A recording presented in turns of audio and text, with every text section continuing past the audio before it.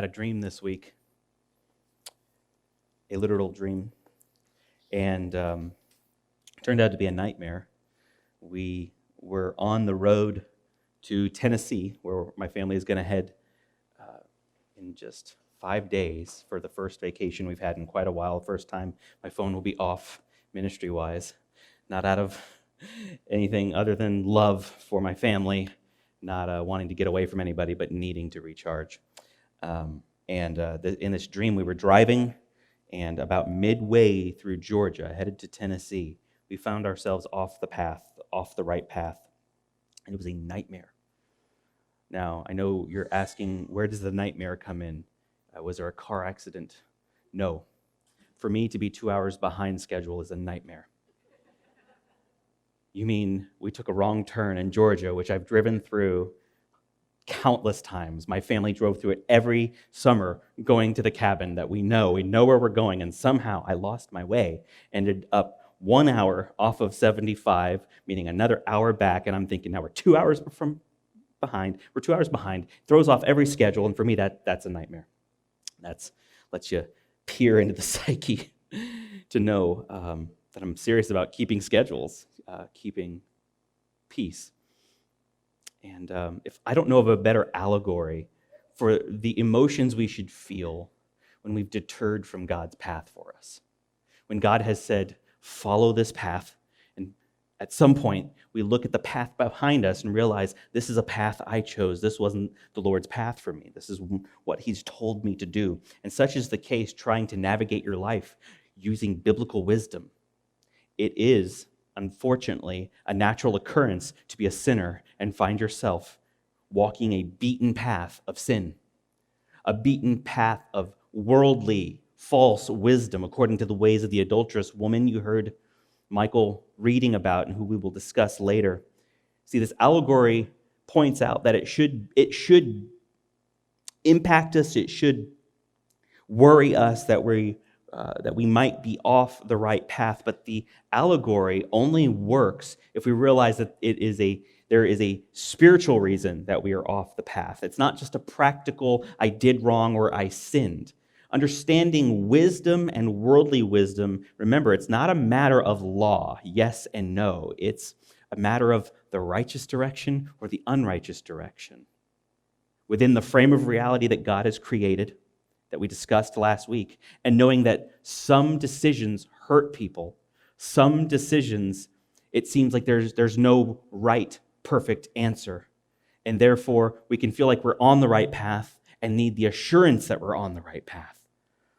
Well, Proverbs 2 shows us the two paths. It introduces us for the first time in the book to what Proverbs will mention again and again, these two paths, and the title of this sermon is Two Paths Diverged. It's a Robert Frost reference there for you if you are a poet at heart. Two paths diverged in the wood, and I took the one less traveled. Well, there are two paths diverged through your life, and there's two paths etched before you here in Proverbs 2 that the Lord wants to teach you about, using Solomon as he speaks to his son, and you can trust that it's the Lord telling you, my child, listen to my wisdom. And these two paths are perhaps best illustrated in the hymn Amazing Grace. Amazing Grace, think through it, how sweet the sound that saved a wretch like me. I once was lost, but now I'm found. I was blind, but now I see. And we should understand both as the reason someone might get off the path. Being blind to righteousness and therefore finding yourself lost an hour off 75 in your life. And needing to be found, but knowing that only comes through sight. The Lord giving me sight. And that's what Proverbs does. It paints the image of these two roads and gives us all the indicators for how to see the road. In fact, it assumes, the text assumes, and I'll show you what word I'm pointing at when I say that. The text assumes we don't see the road in front of us, that we can't identify or discern between the path of righteousness and the path of evil. And I think if we're honest with ourselves, sometimes we know that there are, I mentioned parenting as an illustration many times last week. I think we would have to be honest with ourselves and see that there are paths that we look for the righteous way. And when we try to go the righteous way, it causes sometimes hurt to ourselves and to our children. And we feel like, disciplining your children, it really does hurt us more than it hurts them. It's tough. It produces pain to go the right way sometimes. So we need to know the indicators. We need to know the road signs to look out for, the mile markers that let us know we're on God's path. And Proverbs 2 is gracious to give that to us today. So I want to break the text down into 4 sections, actually 6 sections that will kind of reveal the paths to us, show us God's will, and give us the indicators, the road signs to look for, so that we don't wake up from a nightmare one day or tomorrow. Some of you will wake up during this sermon and realize we're off the path. We're off the righteous path. So, observation number 1 from Proverbs 2, 1 through 22. Biblical wisdom invites us to know and fear God. That's an incomplete sentence. We're going to complete the sentence in a moment. But biblical wisdom invites us to know and fear God. We're going to use that term, biblical wisdom, meaning in opposition to worldly wisdom. There's wisdom that comes from the Word. There's wisdom that comes from the Bible. Let's hasten to the text. Verse 1. My son, if you receive my words and treasure up my commandments with you, making your ear attentive to wisdom and inclining your heart to understanding, yes, if you call out for insight and raise your voice for understanding, if you seek it like silver and search for it as for hidden treasures, then you will understand the fear of the Lord and find the knowledge of God. A couple things I want to point out to you. You know I'm big on underlining certain words in my Bible. I underlined receive as treasure.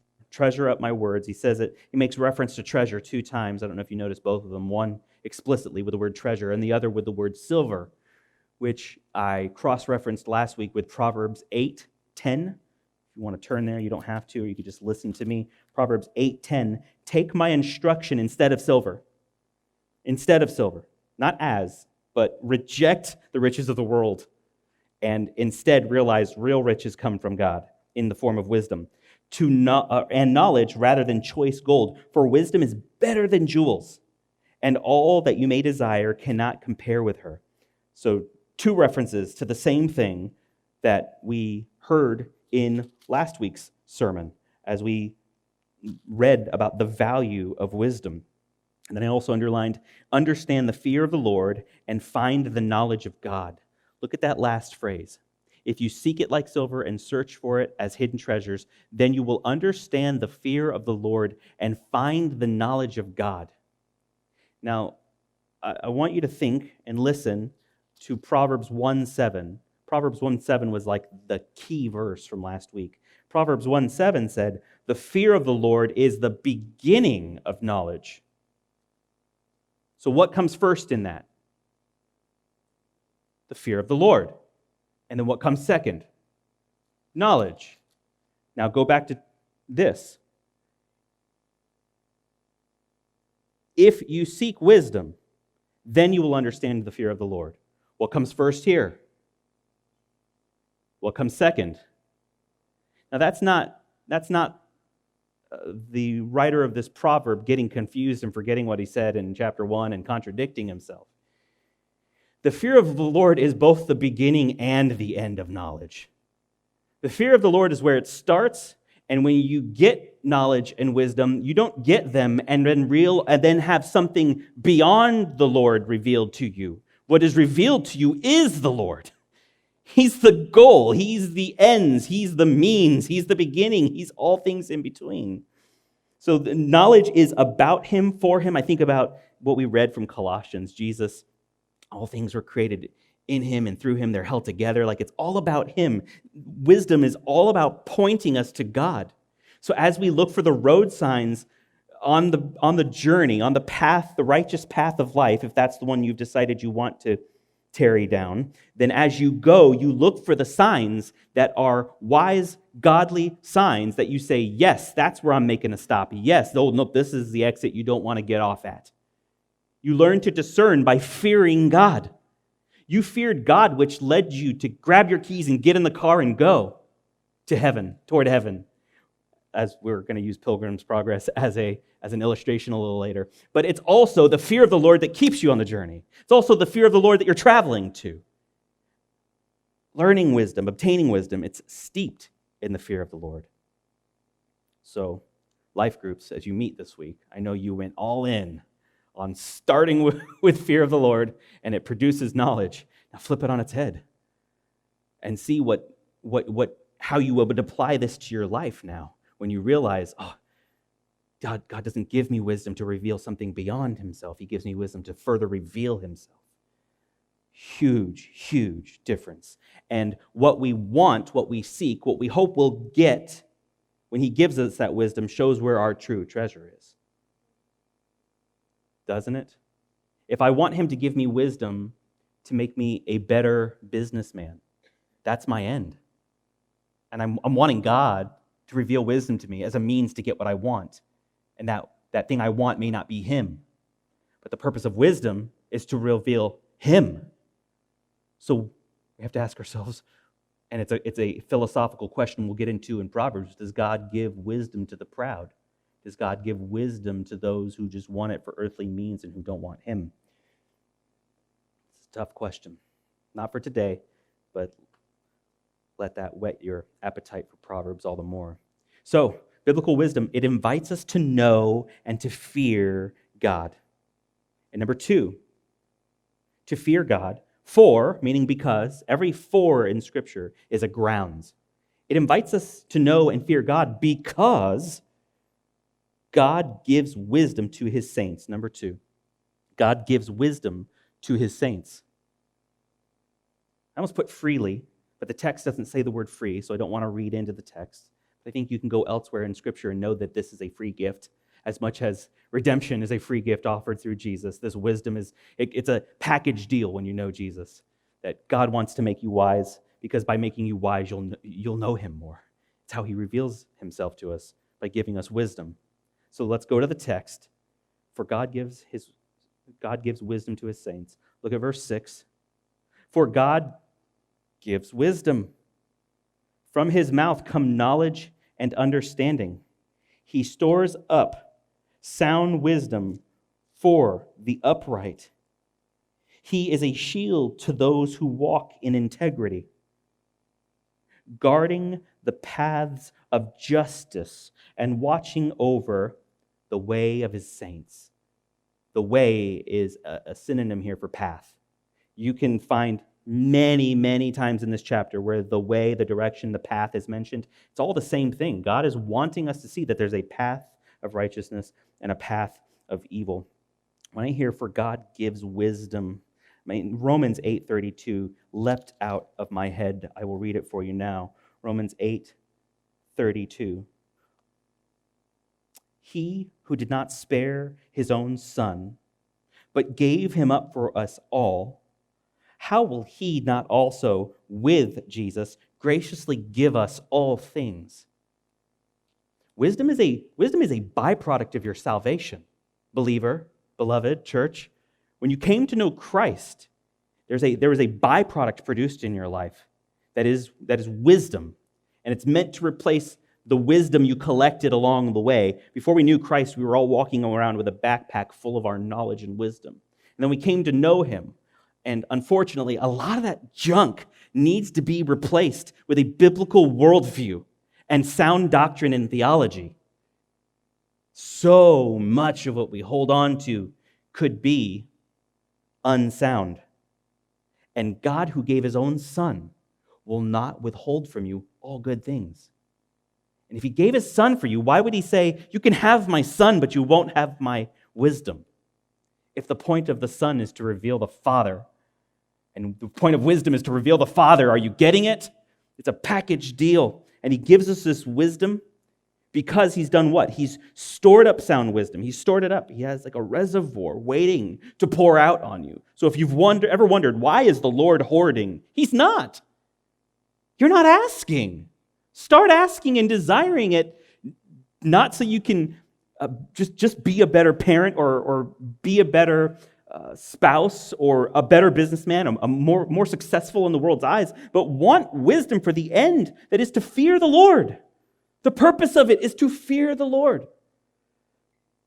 He stores it up, and it's a shield to those walking with integrity. And that last line, he watches over the way of his saints. So this path that I've illustrated for you, he's watching over that path.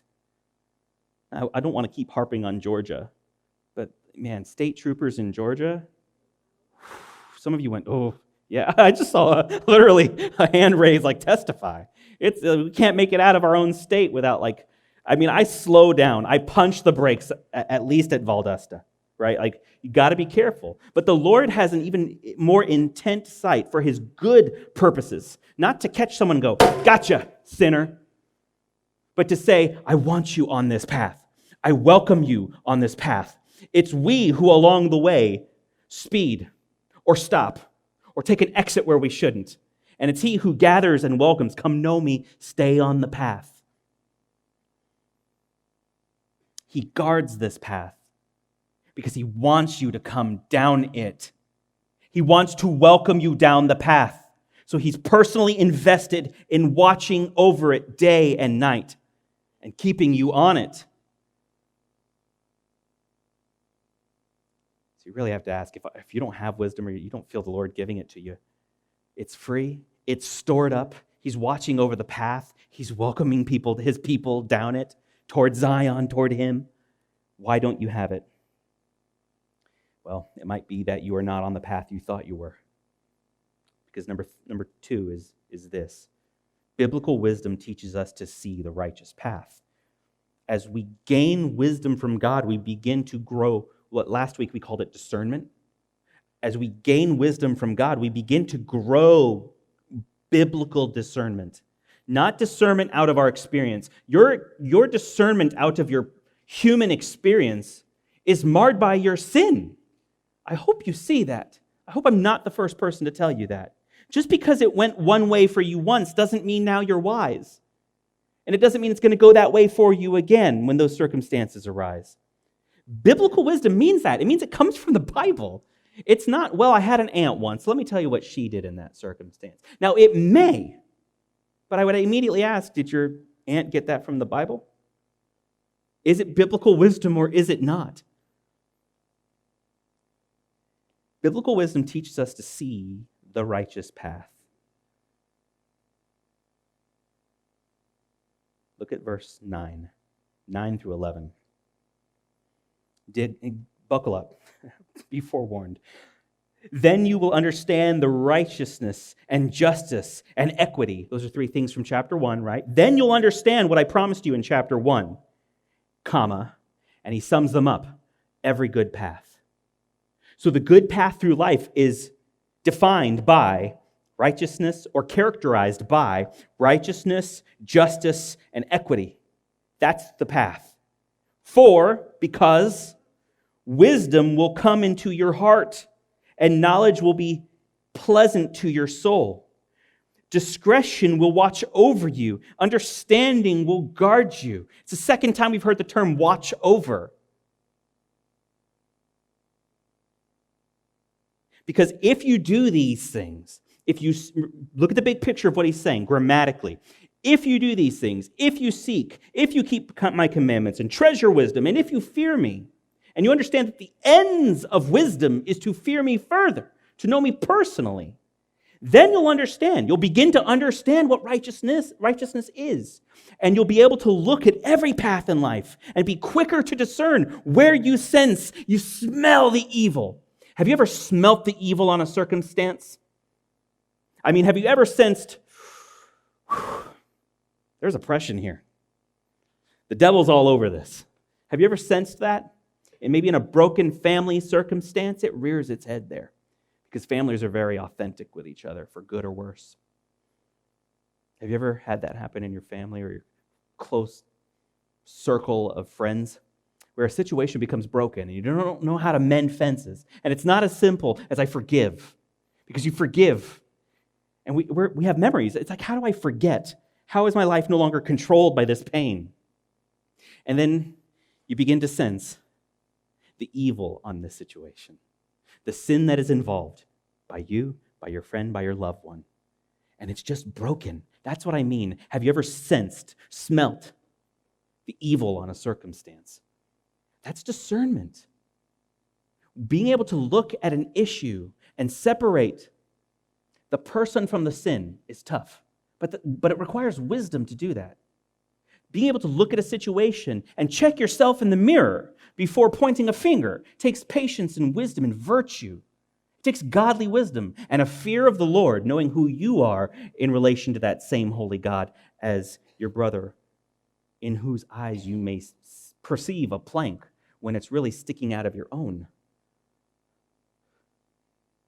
Biblical wisdom teaches us to discern the righteous path. I want to use a story called Pilgrim's Progress. Some of you maybe had to read it in high school or college, and if you've never heard of it, it's a travesty of the American educational system that it has been swept under the rug. Published or written in 1678 by a reformer, a theologian named Bunyan. John Bunyan, yes, thank you. John Bunyan. And it is an allegory. The whole thing is sounds like reading fiction, but it's all an allegory for the walk of the sinner to Zion, or what's called the celestial city, walking toward Jesus. And it uses this allegory to paint the image of a person who comes to an awareness of their sin, is saved, and then faces all of the difficulties of life and the laziness and the torture of the human soul. Even though saved, now I have a target on my back because now the devil himself wants to battle me. Right? And you see this main character whose name is Christian, appropriately, his name is Christian, walking this path toward the celestial city. And there is so much parallel with Proverbs 2 and this path of righteousness and this path of evil and this story. So I'm going to give you some excerpts, and they are literally paraphrases that are from me. So if you hear key words and you go Google those later, you will not find them. I can give you a copy of the paraphrase that I wrote, but I want us to follow Christian along because he's trying at many times to discern right from wrong. And I think we can learn a lot by his interactions with other characters like worldly wisdom, the character of goodwill, the character of evangelist, the character of hopeful, and so on. So listen to this excerpt. The main character of this book, Christian, walked through the wilderness of this world when he met a character named Evangelist. An evangelist had a book in his hands. And the evangelist said to Christian, "I perceive by this book in my hand that I am condemned to die, and after that come into judgment." And Christian read it, and he looked upon the evangelist very particularly, and he said, "Where must I go?" Then said evangelist, pointing his finger over the wide field, "Do you see yonder wicket gate?" And Christian said, "No," because he's blinded to his sin. And the evangelist said, "Well, do you see yonder shining light?" Which is so much further than the gate. And he said, I think I do. And the evangelist responded, "Keep your eye on that light and go directly there. Then you will come to the wicket gate. You will knock on it, and they will tell you what to do." And he said, "Okay." Christian set out. But along the way to the gate, he faced trials, and eventually losing hope, he got stuck in a place called the Swamp of Despondence, or the Slough of Despond is the original term. He met a character there as he had lost his hope, lost his courage to continue moving toward what we know allegorically means accepting his sin at the wicket gate. And he got wrapped up in the words of this new character called worldly wisdom. And worldly wisdom told him that the journey's not worth it. Worldly wisdom told him that all the trouble out there in the world that he will face on the way toward that shining light is just not worth it. But Christian responded, "My burdens are greater than all the worries you're trying to tell me lie ahead of me." And I think that this burden, getting this burden off my back, is worth whatever trouble I will face heading toward that light. And worldly wisdom was kind of shocked and confused and said, Where has this burden come from? Worldly wisdom didn't know what this burden is. And he said, "It's come from here. This is giving me a burden. And I'm convinced that no trial on this road ahead, heading toward that light, will be so bad that it would be worse to not have this burden off my shoulders. By reading this book, he said, and over a series of hurdles, Christian found himself at the gate, over which was written the word knock. And he knocked. It was overseen by a character called Goodwill. So Goodwill came to the gate and listened to Christian. And Christian spoke up and said, "Here is a poor, burdened sinner.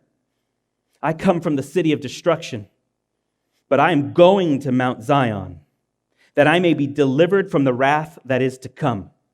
Therefore, sir, since I am informed that by this gate is the way there, and no other gate I'll have, will you let me in?" And Goodwill smiled and said, "I am willing with all of my heart." And he opened the gate. And Bunyan was a reformer. If you get reform jokes, Bunyan in the very next phrase goes, "And then he was yanked in." If you get that joke. In other words, we don't save ourselves. God goes, yanks us into the gate. Yanks us beyond the wicked gate. Yanks us out of sin. I'm willing with all my heart. Now, Christian's journey to the celestial city didn't get easier. In fact, this is where it really gets complicated if you go on to read it, which I really encourage every believer to. But I can only imagine that all along the way, he remembered evangelist's words, these words, "Keep your eye on that light. Keep your eye on that light and go directly there." All along the way, Christian needs to see and be redirected back to the path. There are many times he gets off the path. But beloved church, keep your eyes on Jesus. Keep your eyes on Jesus. The topic of biblical wisdom is not a subject separate from Jesus. Wisdom keeps us on the path toward him. They are one and the same. So, biblical wisdom teaches us to see the righteous path. And number 4, it delivers us, or the continuation of number 2, and it delivers us from the evil path. It delivers us from the evil path. As we see the difference, we begin to be delivered. And this is just really practical, isn't it? When you begin to know better, you start to do better, because the Spirit is giving you wisdom to guide you along a God-honoring path that God wants you on, because God is guarding the path and guiding you along it toward Zion, toward himself. Now, I want to go back to Christian really quick and continue a little bit of his story.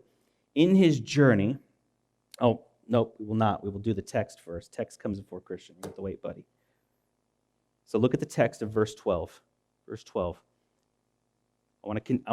Verse 12 begins mid-sentence, so I included verse 11 for you. Discretion will watch over you. Understanding will guard you, delivering you from the way of evil. So we already, pause there, we already saw wisdom, if you seek it, it shows you the good path and delivers you from the path of evil. Continuing on.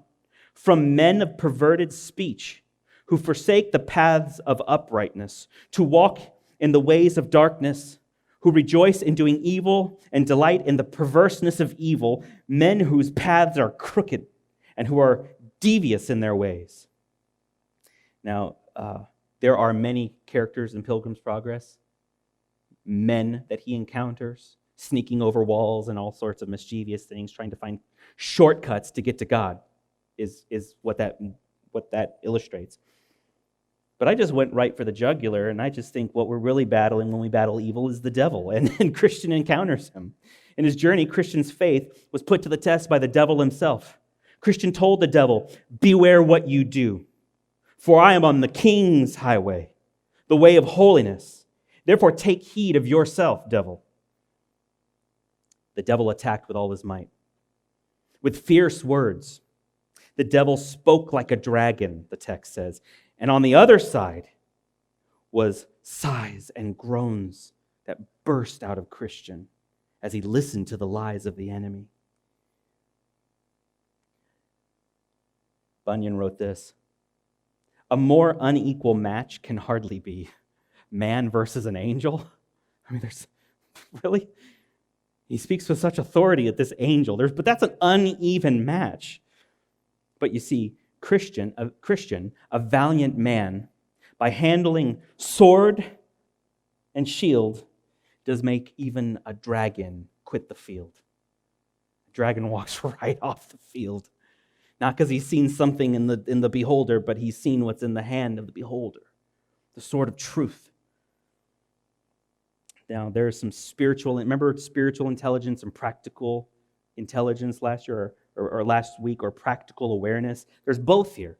There's spiritual intelligence being afforded to us, or the ability to grow in our spiritual intelligence, because the reality is this: God delivers his saints from the path of evil to get them back on the righteous path as they find themselves an hour off schedule in mid-Georgia. He does this because he's defeated evil. Those evil paths don't go where the Lord is not. He's there. He knows that path. He allows that path to exist, often as a trial for you, because he knows you're going to take that exit, and he's going to have to watch you go in a direction that he's going to have to scoop you back from. But he can do that because he's conquered evil. The dragon could have stood against Christian, but it didn't stand against what was in Christian's hand, did it? It couldn't stand against truth. And that's why evil fails. That's why evil is done asunder. Because evil is lies. It's built on lies. And the Lord just speaks truth. And evil cannot stand. Lies cannot stand against truth. Something we really need to hear when we're learning about wisdom. And then there's some practical awareness here. There's some practical advice to be gleaned from Proverbs 1. Back in Proverbs 1, we read this, verse 10. My son, if sinners entice you, do not consent. I love the verbiage. We don't hear verbiage like this today. We need to hear this verbiage. If sinners entice you, do not consent. Verses 15 and 16. My son, do not walk in their way. Hold back your foot from their paths. Don't take that exit. For their feet turn to evil, and they make haste to shed blood. We're delivered from the path of these evil men because we're delivered from the temptation of the devil, and we're being welcomed back onto this righteous path. So biblical wisdom teaches us to see the righteous path and delivers us from the path of evil, now able to discern between the two of them. And number 3, biblical wisdom protects us from the wisdom of the world. Biblical wisdom protects us from the wisdom of the world. Let's read about the forbidden woman, verse 16. So, all this considered, you will be delivered from the forbidden woman, from the adulteress with her smooth words, who forsakes the companion of her youth and forgets the covenant with her God. For her house sinks down into death, and her path to the departed. None who go to her come back, nor do they regain the paths of life. They don't find the way back to the righteous road. It is damning to follow the wisdom of this world. And I don't mean that I said the word damning in church. I hope you understand this, the sincerity and the emphasis I'm trying to put on following worldly wisdom that leads to hell.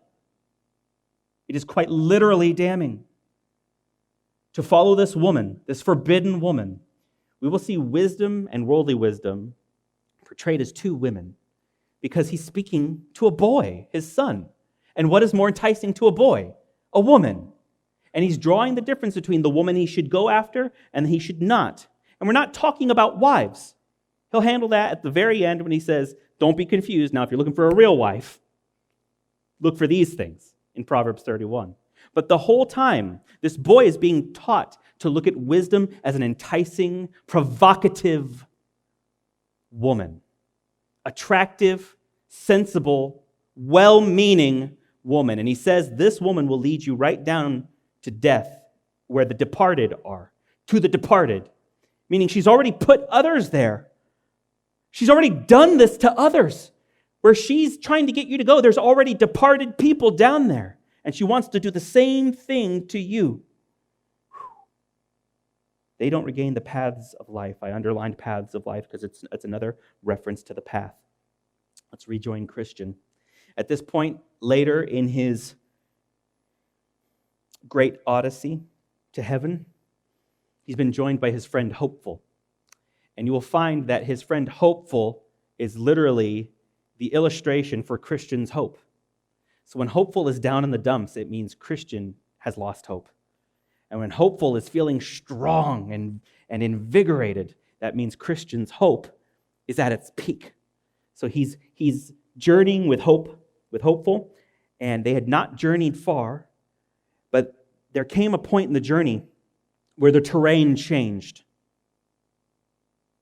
The river and the way, for a time, they parted. Now the way from the river was rough, and their feet were tender. You see, it was a long journey. And by reason of their travels, they were looking for a better way. So the souls of the pilgrims, these two pilgrims, were much discouraged. They were much discouraged because of the way. They were discouraged by the righteous path because it was tough, and their feet ached. And I could ask you a very simple Bible study question. Is doing right easy? And you'd say no. It's tough, and it hurts your feet. It makes your bones ache to follow the right way. And they get discouraged by the very path that they know is the right path, headed toward the right light that they know is the destination. And this is what Bunyan said. Wherefore, still as they went on, they wished for a better way. And that's why the woman's enticing. Because she offers what we might say is, oh, that's a good way. Maybe she's right. She's got a point. Because this way is really rough. The terrain's difficult. My feet ache. And along comes the woman, and she says, but there's a way. And she presents worldly wisdom. And because we think it might be a better way, we might compromise and listen to the woman. But we're told by the Scriptures not to listen to her, because she colludes with the devil to lead us down a path of evil and into Sheol. She wants us dead. The devil uses her to tempt us. So, biblical wisdom, though.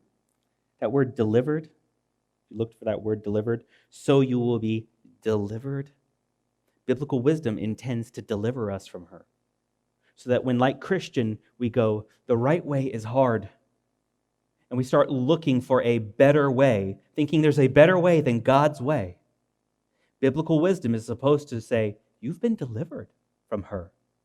Don't follow her. You've already been delivered from her. Don't listen to her words. Biblical wisdom protects us from the wisdom of this world. And in longing for a better way, which if you're honest with yourself, I'm sure you would acknowledge there have been times you're looking for a better way than God's way. In acknowledging that we are looking for a better way, we must realize, number 4, there are only two paths. So probably the number one question a teacher would get by working through Proverbs are there two paths here? Is it just righteousness? Is it just evil? And because we're not dealing with moral laws, we're dealing with things that are true most of the time, is there a gray area? And isn't that what the sinful heart wants? Show me a gray area. Show me a way off the righteous path. Show me a way off 75 that is actually helpful to 75. Gets me there quicker. Assists 75 in getting me to Tennessee.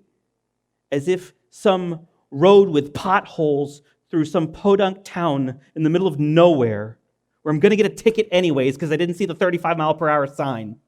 It's a true story. That's going to help the main highway. It's going to be an assistance to the main highway that God has set before me. We must realize there are only two paths. Don't lie to yourself and convince yourself that there is something else in between. Let's go to the text. Let's go to the text. because this is what the text says. So you will walk in the way of the good. This is the second so you. Notice that the big picture grammatically is if you seek wisdom, you will get it. It will show you the two paths, and two things will happen. You'll be delivered from the evil woman. You'll be delivered from the forbidden seductress, and you will learn to walk on the good path and keep the paths of righteousness. Because the upright will inhabit the land, and those with integrity will remain in it. But the wicked will be cut off from the land, and the treacherous will be rooted out of it. Let's rejoin Christian. They wished for a better way. Now, a little before them, there was on the left hand a meadow, a beautiful meadow, and a bridge going over into it. It looked like a Thomas Kincaid photo. And that meadow is called the bypath meadow. Then Christian said to his fellow hopeful, if this meadow lies along the wayside, meaning if it goes the same direction to where we're trying to get, why not take it? Then he went to the bridge and he inspected it. He inspected the meadow for what he could see from his current position. And he found that it was good. It is according to my wish, said Christian. Here's the easiest going. That's the true easiest way to the celestial city. Come, good hopeful, and let us go over. But hopeful said, how if this path should lead us out of the way? And Christian replied, this is not like the other. Look, does it not go along the wayside? It's just going to the same place. We can go that path. So hopeful, being persuaded by his fellow, went along with him over the bridge. And when they had gone over, they got onto the path, and they found it very easy for their feet. But soon they met a new character. Do you know who the character was? His name was Vain Confidence. They followed Vain Confidence, and he went before them. But behold, night came, and it grew very dark, so that they were behind. They were behind Vain Confidence, and he was up the road a little bit, and they were following him. And as it grew dark, Vain Confidence fell into a pit. And you can imagine how hopeful took that. It's turned into Eeyore, lost all hope. And Christian responded, I'm so sorry. He looked at hopeful and he said, I'm so sorry for what I've done to you. I've brought you out of the way. And I put us in such imminent danger. And listen to these words. Maybe the most painful words in all of Pilgrim's Progress. I did not do it with evil intent. I did not do it with evil intent. He really thought this was the right way. And that is why the woman is seductive. Because we will look at false worldly wisdom and it will seem absolutely gospel to us. It will seem so true and so wise. It will shimmer like gold and we'll be convinced that's the will of God.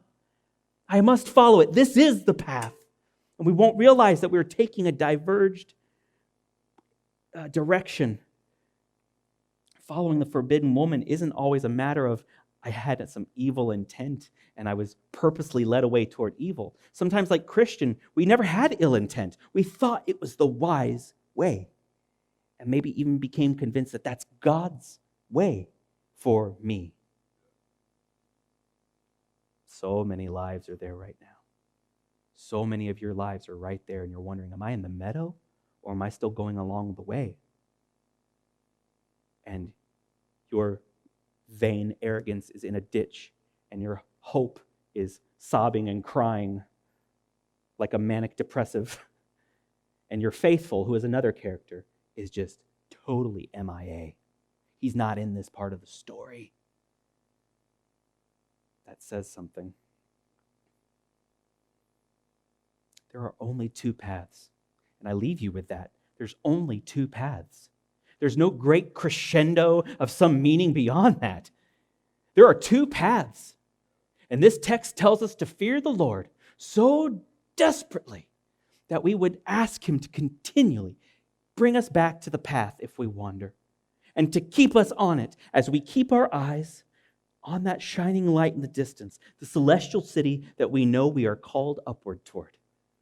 asking that along the way, God would allow us to avoid that forbidden woman, not to fall into her tempting ways and buy into worldly wisdom, but to seek him as treasure, his knowledge and understanding as treasure, both fearing him as the beginning and the end,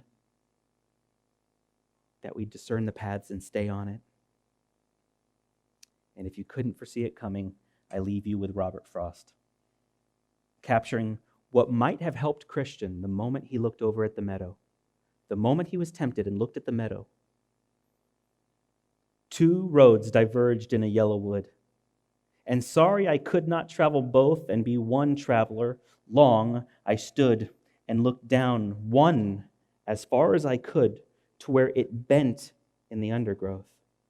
Then took to the other as just as far, and having perhaps the better claim, because it was grassy and wanted wear. Though as for that, the passing there had worn them really about the same. And both that morning equally lay in leaves. No step had trod black. Oh, I kept the first one another day. Yet, knowing how way leads on to way, I doubted if I should ever come back, meaning he won't get two chances to make this decision. I shall be telling this with a sigh someday. Somewhere, ages and ages hence, two roads diverged in the wood, and I took the one less traveled by. And that has made all the difference. And friends, in our world, the righteous path is the one less traveled by. Let your life be marked by that. Checkpoint after checkpoint after checkpoint, where you look back and say, I was tempted by the road that led away from the righteous path.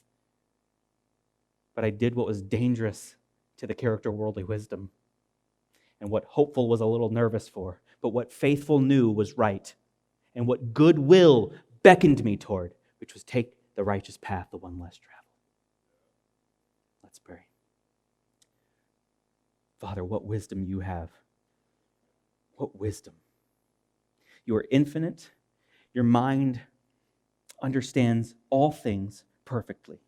And where we see complication, you have clarity. And we thank you for giving us clarity regarding the paths that lay before us in our life. And we thank you that we can see clearly that there are only two paths. The one that leads to destruction, practically and eternally. And the one that leads to life, practically and eternally. Thanks be to you for giving your Son, Jesus, to call us to the wicket gate, that we'd confess our sin and ask you to welcome us in, and you would yank us in and set us on the path toward the celestial city. May we see life as that, a journey to you. May we see the way we love one another as a caravan moving through this world together on our way to our eternal home. May we shepherd our families in a way that knows life is fleeting and this is a journey.